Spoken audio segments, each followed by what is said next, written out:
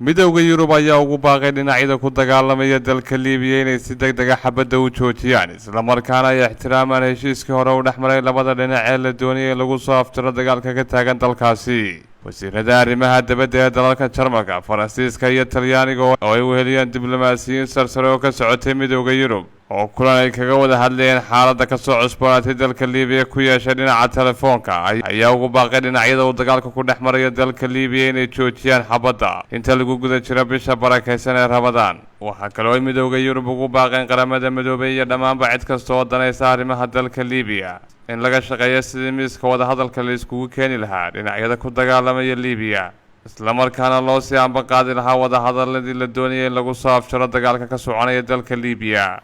sanadkii hore ayay ahayd markii uu dalka Liibiya ka bilaabmay dagaalka u dhexeeya dowladda caalamku aqoonsan yahay iyo xulafada uu hogaamiyo Genaraal Khalifa Haftar kaasoo ilaa hadda ka soconaya dalka Liibiya. bilowgii sanadkan ayay ahayd markii heshiis ay garwadeen ka ahayd qaramada midoobay oo ka dhacay magaalada Berlin ee dalka Jarmalka kaasoo ay dhinacyadu ku kala saxeexdeen inay dagaalka joojinayaan. balse toddobaadyadii u dambeeyay ayaa mar kale dagaal xooggan dib uga bilaabmay dalkaasi Liibiya kaasoo dhex maraya mucaaradka iyo dowladda fadhigeedu yahay magaalada Tripoli ee dalka Liibiya.